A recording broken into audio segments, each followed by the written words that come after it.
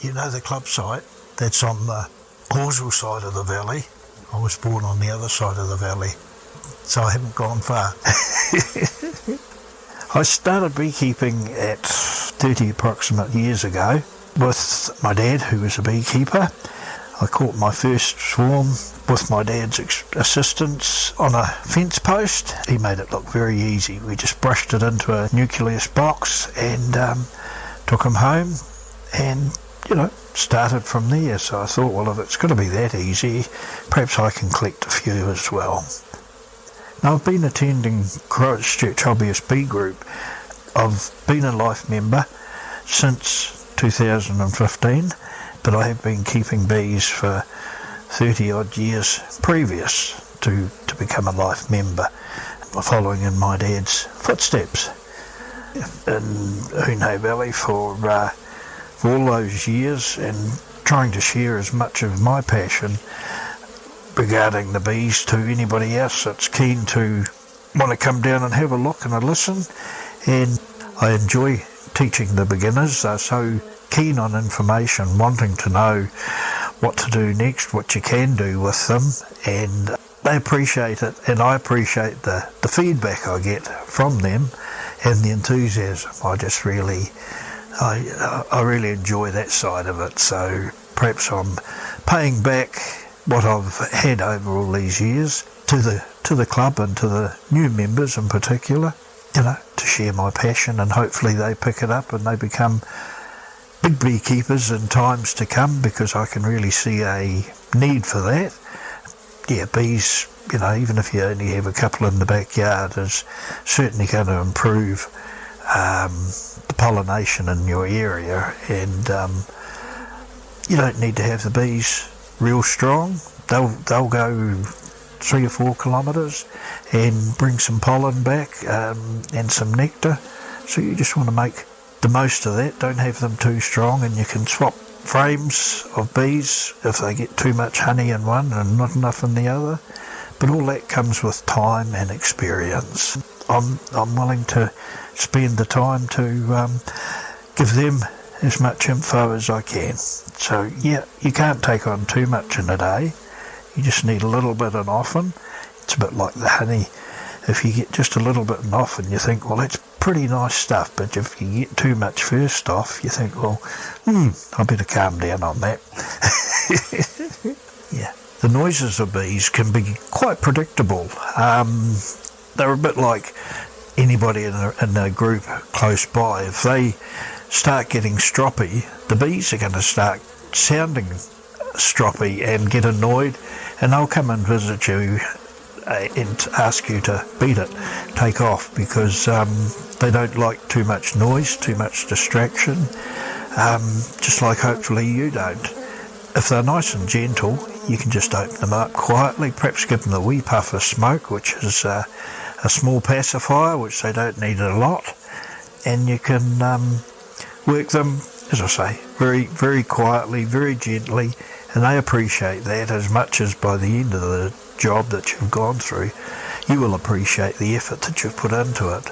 Yeah, just listen to the bees. As I say, they'll start off nice and quiet, and if you drop a frame, you'll actually hear the bees, the crescendo of the bees build up, and you think, oh, I shouldn't have done that. So you're a lot more gentle next time, or you just give them a quick whiff of smoke on top, leave them for a minute or two, and they'll calm down. Pop the lid back on even if they're not calming down.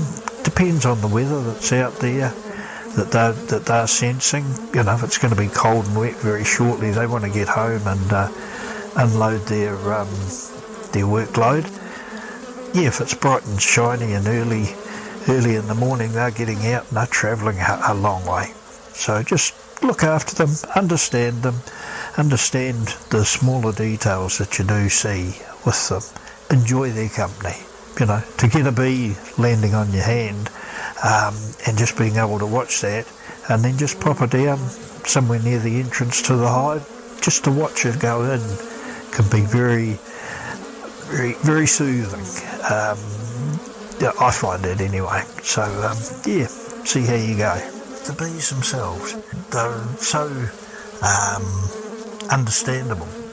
You know, that I can go out there and pick them up or pick her up, and you know, they don't get too scratchy. Depends on the temperature of the day. I mean, I would say they're out there working now. The two main honeys that we produce, and then the Manukas are usually a blend, because to me you can't get the bees to start when the flowering starts and then finish and go on to something else on the Kanuka. But yeah, it's my preference is Manuka and Kanuka blend, you know, Kanuka honeydew blend. So it is. Perhaps they're just ones that I get to taste more often.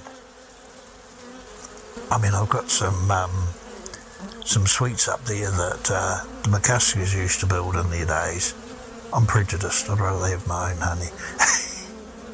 Especially when you stand there at the extracting plant all day and, oh, that's a good batch. And, you know, you just get the difference from box to box or hive to hive, you know, from what's been coming in. So, yeah, it's just nice to have a wee sample and, you know, get your high. So it is. But, you know, I like honey. Can't say I've ever had too much. Yes, for sure. I think most beekeepers would say that they've had pretty miserable seasons, the last 2, maybe 3. But, you know, it's the old numbers game. You know, the more hives you've got, the more bees you've got, the more workers you've got. Store them over winter and the more tucker they're going to use.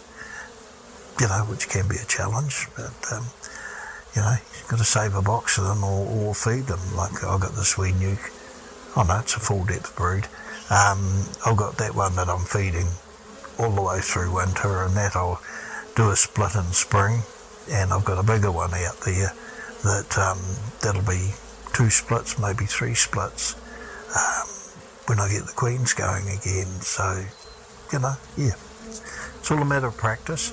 And some of my queen laying has been good over the years, but of recent it's, yeah, no good. No good.